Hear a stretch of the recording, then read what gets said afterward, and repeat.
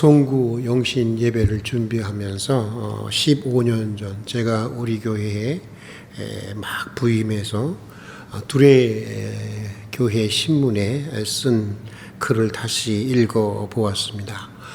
몇 부분만 다시 소개해 보도록 하겠습니다. 어느 해인가 극작가 장유정 씨가 소설가 최인호에 대한 글을 동아일보에 쓴 적이 있었습니다.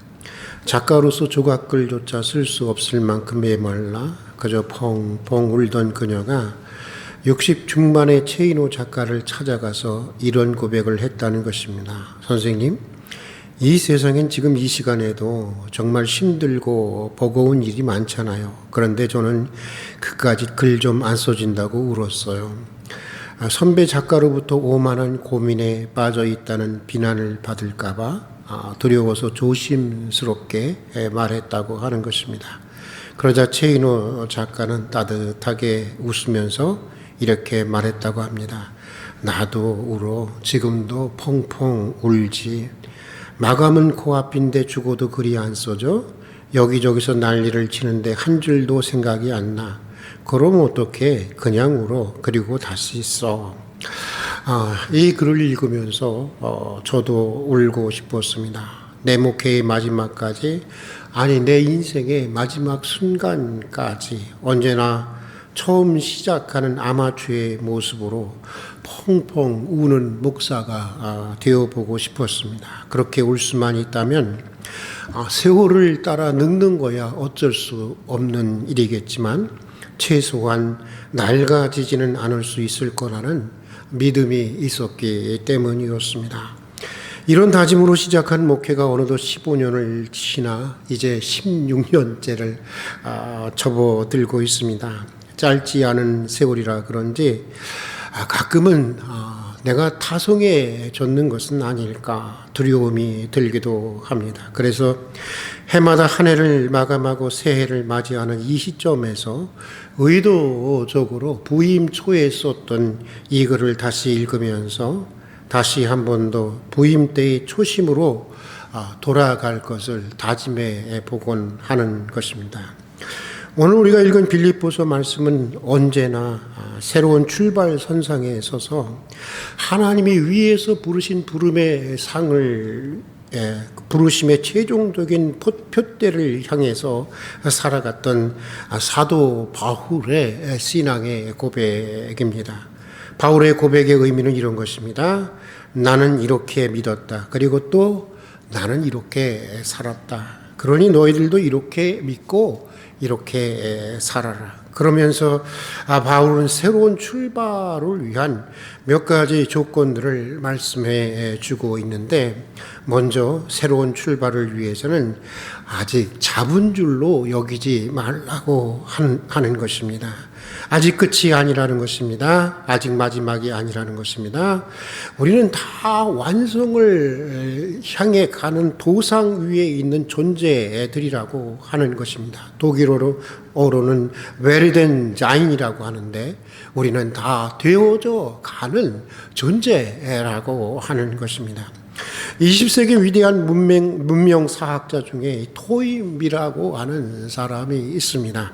그의 연구에 의하면 과거에 찬란했던 문명들이 파멸의 길을 걷게 된 아주 가장 크고 공통적인 이유가 있다고 하는 것입니다. 그들은 하나같이 자기네 문명들이 인류 역사의 최종적인 문명이라는 자만심을 가지고 있었기 때문이었다고 하는 것입니다. 아굴 제국도 그랬고 오스만 제국도 그랬고 노마 제국도 그랬다는 것입니다. 그랬다는 것입니다. 아직도 가야 할 길이 많이 남아 있는데, 아직도 더 수고하고 아직도 분투해야 하고 아직도 더 개혁해야 하는데 모두 완성에 도달했다고 믿었다고 하는 것입니다. 그리고 그때부터 그 찬란했던 문명들, 그 찬란했던 위대한 제국들이 파멸의 길을 걷기 시작했다고 하는 것인데, 여러분, 거대한 제국이나 문명만 그런 것이 아닌 것입니다. 우리의 인생도 사실 그런 것입니다. 사실 마지막 지점에 이를 때까지 우리 중 어느 누구도 내 인생이 성공이다, 실패했다 단언할 수 없는 것입니다. 인생사 세옹지마라고 하는 말이 있듯이 다 살아보기 전에는 알 수가 없는 것입니다. 지금 복인 것 같은 것들이 나중에 화가 되고 지금 화인 것 같은 것들이 나중에 복이 되는 경우가 많이 있기 때문입니다.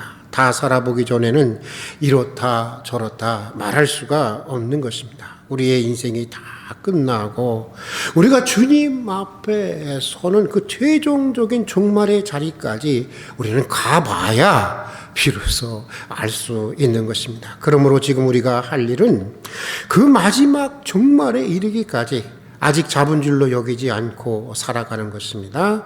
오늘 사도 바울의 고백대로 우리가 지금 어디에까지 어느 수준에까지 이르렀든지 간에 항상 처음 시작하는 마음으로 부르심의 최종적인 그 완성의 표대를 향하여 그대로 행할 뿐이라고 하는 것입니다. 오래전 일입니다. 평생 훌륭한 목회를 하시고 은퇴하셔서 많은 후배 목사들로부터 존경받는 어느 목사님이 후배 목사들이 모인 모임에서 강의하시다가 정말이지 목회자 사회에서는 이해할 수 없는 아주 쇼킹한 말씀을 하셨습니다. 이런 말씀이었습니다.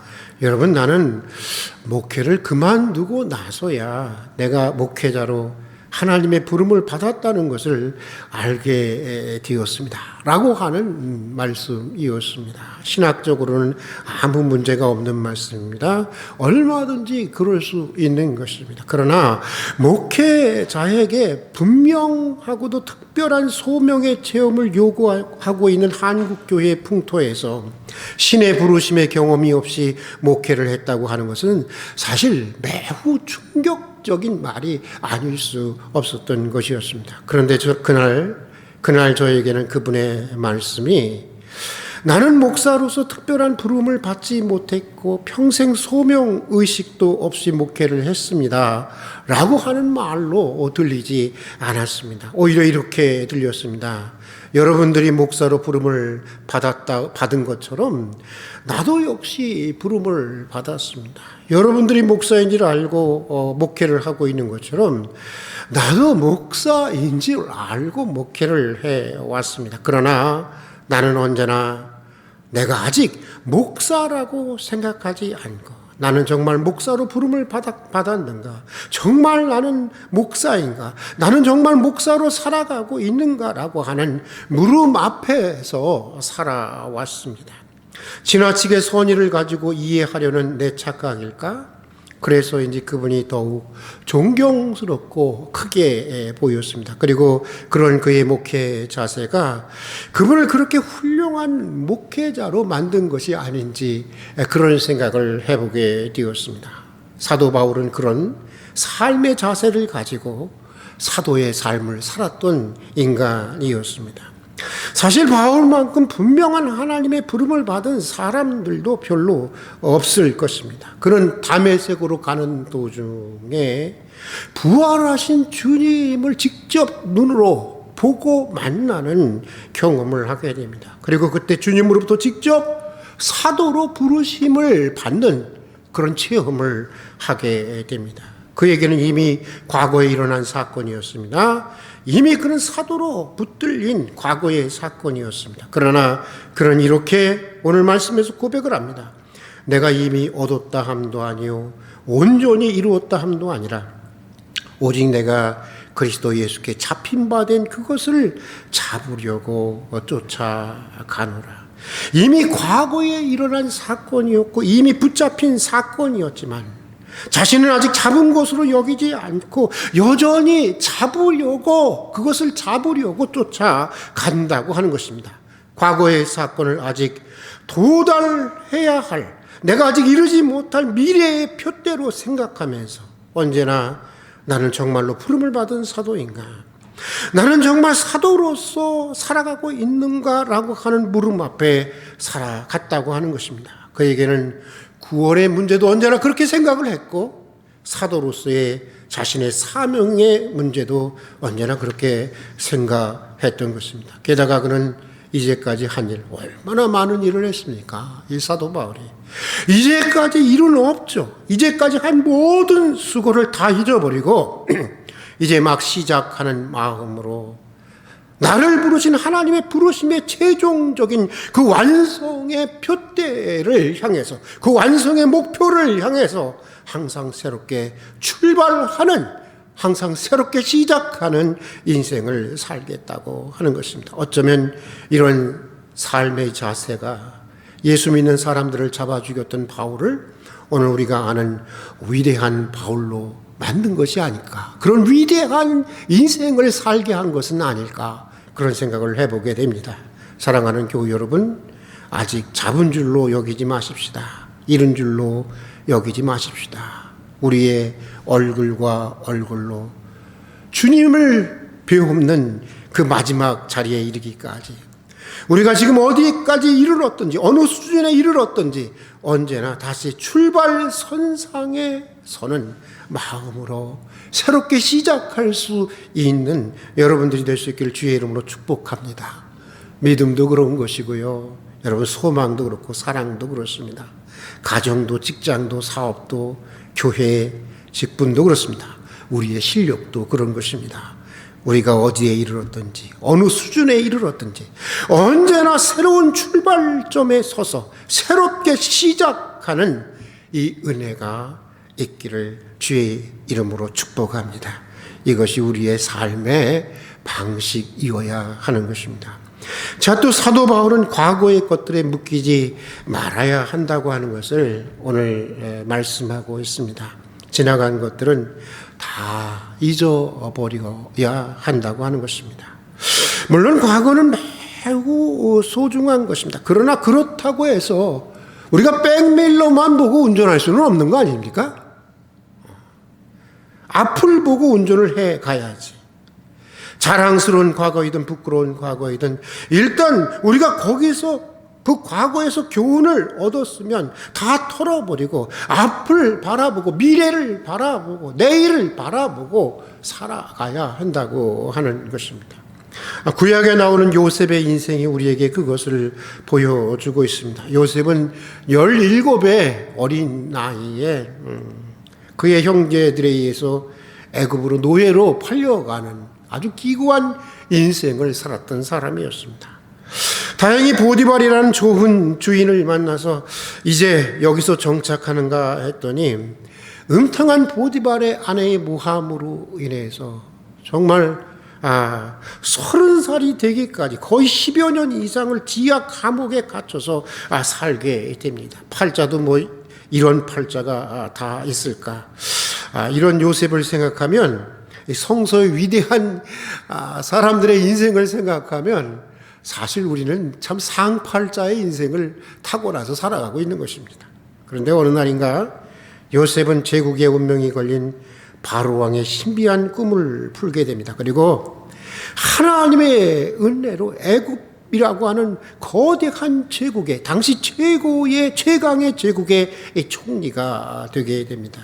그리고 결혼해서 첫 번째 아들을 낳게 되는데 요셉은 그 이름을 므낫세라고 짓게 됩니다. 므낫세라고 하는 이름은 나로 나의 모든 고난과 그동안의 모든 고난과 나의 아비 집의 모든 일을 잊게 하셨다라고 하는 의미를 가진 이름입니다. 자기 체험이, 자기 경험이 반영된 이름이었던 것입니다. 총리가 되고 그 아들을 낳고 나서야 자신은 이제 과거의 모든 고난들, 아비 집의 모든 것을 잊었다고 하는 것인데, 사실 생각해 보면 요셉에게는 결코 잊을 수 없는 과거의 사건들이었습니다. 남도 아니고 원수도 아닙니다. 남이 그랬다면 이해할 수 있어요.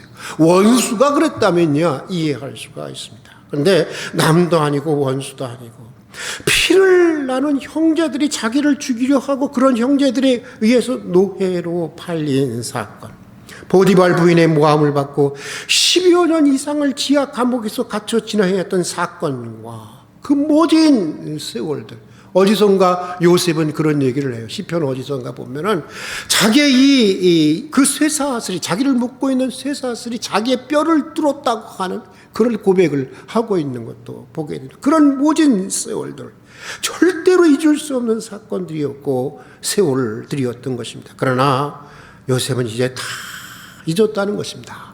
다 내려놓았다고 하는 것입니다. 총리라고 하는 자리에 오르고 보니까 그제서야 하나님의 깊은 섭리, 하나님의 크신 섭리, 하나님의 높은 섭리를 깨닫게 되었고, 그래서 도무지 잊을 수 없는 과거의 상처와 원한과 그 모진 세월의 고통을 이제는 다 잊고 다 내려놓게 되었노라고 하는 것입니다.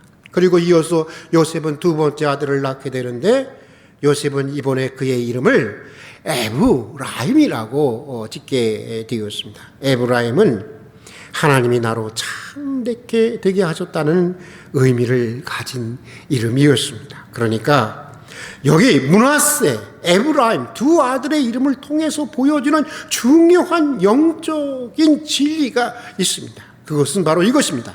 잊었더니 어떻게 됐다는 거예요? 창대케 되었다고 하는 것입니다. 그러니까 과거로부터, 불행했던 과거로부터 노임을 받고 나니까 창대해지는 새로운 인생이 시작이 되었다고 하는 것입니다. 이런 이야기가 있습니다. 기억 상실증에 걸린 한 남자가 의사를 찾아갔습니다. 의사는 이런 진단을 내렸습니다. 당신의 기억을 되살리려면 당신의 시력이 손상될 수도 있습니다. 다른 방법이 없습니다. 선택을 하셔야 합니다. 기억을 되찾기를 원하십니까? 아니면 두 눈으로 보기를 원하십니까?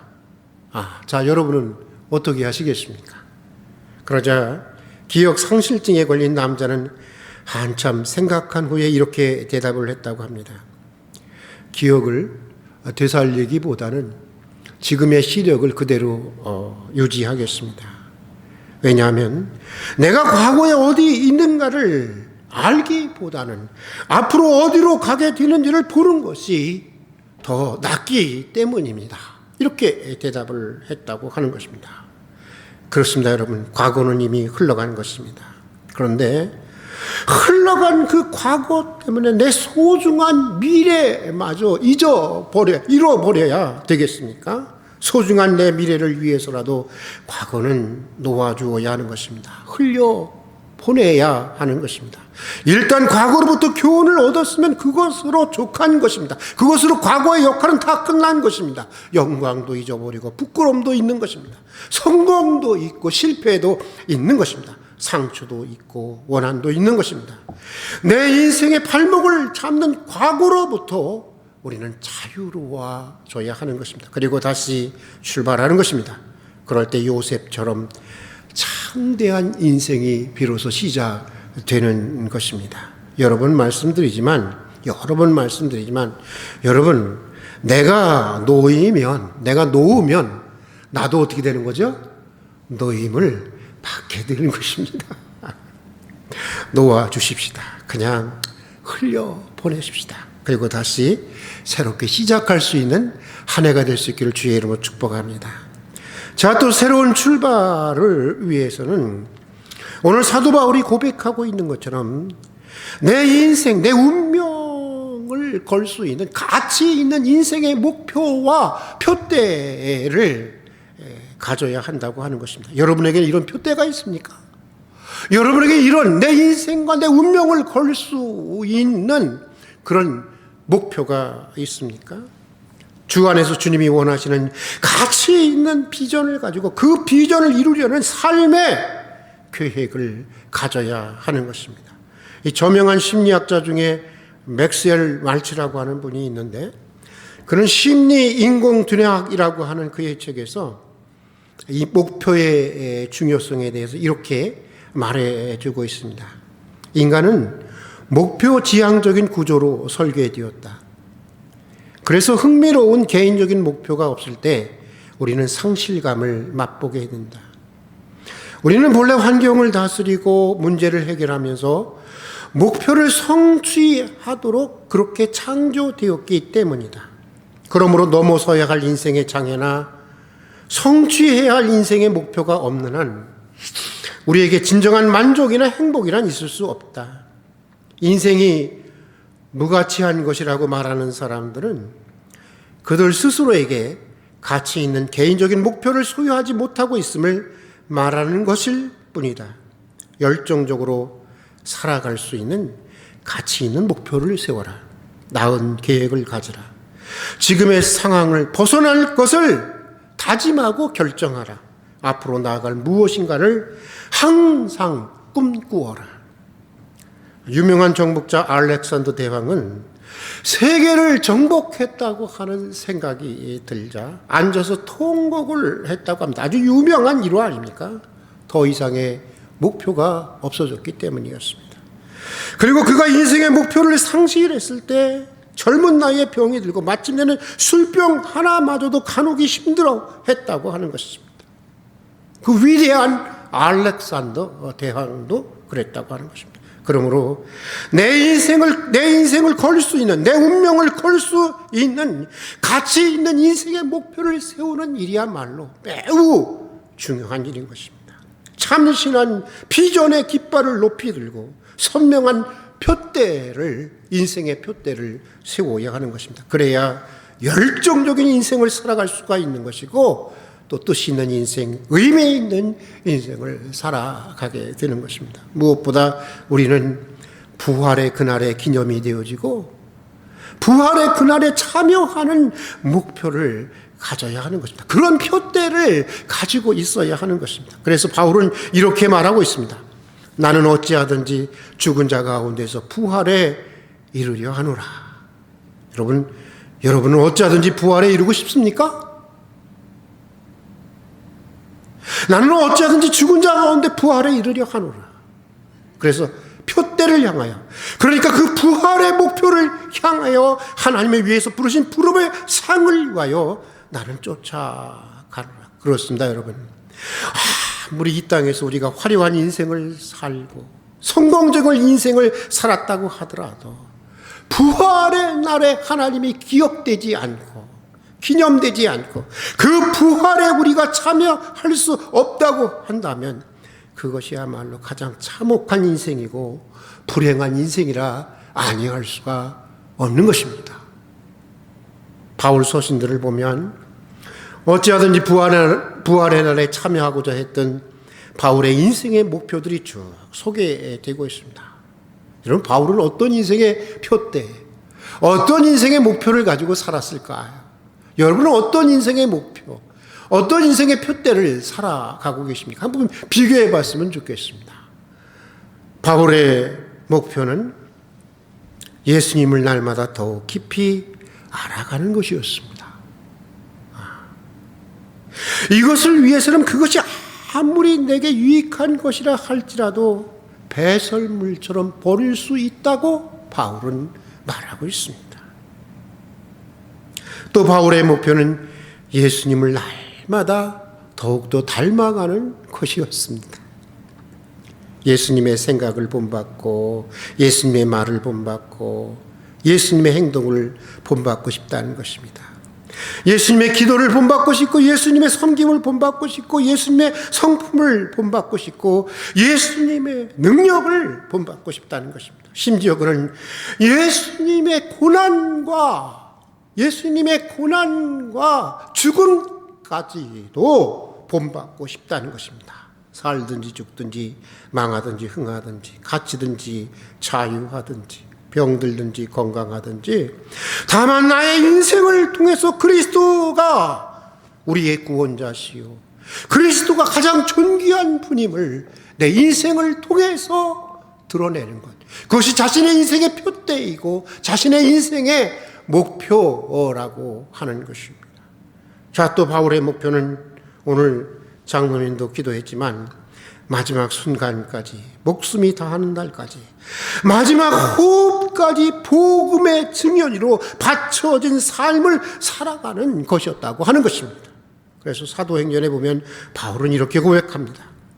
오직 성령이 각성해서 내게 증언하여 결박과 환난이 나를 기다린다고 하나 내가 달려갈 길과 주 예수께 받은 사명 곧 하나님의 은혜의 복음을 증거하는 일을 마치려 하면은 나의 생명을 조금이라도 귀한 것으로 여기지 아니하노라. 나의 생명을 조금이라도 귀한 것으로 여기지 아니하노라.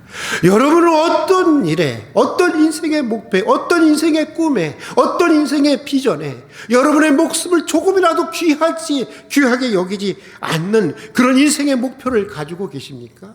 그런 꿈을 가지고 있습니까? 그런 비전을 갖고 있습니까? 그런 인생의 표대를 가지고 있습니까? 나를 구원해 준 이 복음, 인류를 구원해 줄 이 복음을 전하기 위해서라면 필요하다면 기꺼이 그리스도께서 남겨주신 고난을 내 자신의 육체에 채우겠노라. 그것이 바울의 인생의 표대였고 인생의 목표였던 것입니다. 여러분은 어떤 인생의 비전과 어떤 인생의 목표를 가지고 살아가고 있습니까? 저 오늘 설교 준비하면서 참 많은 것을 생각해 보게 되었습니다. 물론 다들 소중한 비전들이고 다들 소중한 꿈들이겠지만 우리가 이것을 잊지 말아야 하는 것입니다. 우리의 인생의 비전과 목표들이 무엇이든지 간에 반드시 주님이 기뻐하시는 목표여야 한다는 것입니다. 반드시 주님이 원하시는 표대여야 한다는 것입니다. 그리고 부활의 날에 기억되어야 한다는 것입니다. 그리고 반드시 나로 하여금 그 부활의 영광에 참여하게 하는 것이어야 한다고 하는 것입니다. 사랑하는 교우 여러분, 2022년 이민년 새해가 시작되었습니다. 바울처럼 한 일, 즉 뒤에 있는 일은 다 잊어버리고 하나님께서 부르신 부름의 그 최종적인 표대를 향해서, 그 완성의 표대를 향해서 다시 새롭게 시작할 수 있는 여러분들이 될 수 있기를 주의 이름으로 축복합니다. 죽음을 넘어서서 이 세상만 보면서 살지 말자고요. 죽음을 넘어서서 영광스러운 그 부활의 날의 기념이 되고 그 부활에 참여하는 인생의 표대를 세우고 비전을 세우고 목표를 세우고 새롭게 출발하는 새해가 되기를 주의 이름으로 축복합니다. 같이 기도하겠습니다. 2022년이라는 새로운 출발 선상에 선 저희들에게 다시 시작할 수 있는 용기를 내려주시옵소서. 어디까지 왔든지 어느 수준에 이르렀든지 처음처럼 그대로 행하는 저희가 되게 해 주시옵소서. 실패에서 값진 교훈을 얻게 하시고 성공에서 하나님의 은총을 발견하게 해 주시옵소서. 바울처럼 한 일, 즉 뒤에 있는 일은 잊어버리고 위에서 부르시는 하나님의 부르심의 그 최종적인 표대를 향해서, 그 완성의 표대를 향해서 언제나 새롭게 출발하는 새해가 되게 해 주시옵소서. 예수님 이름으로 기도드립니다. 아멘.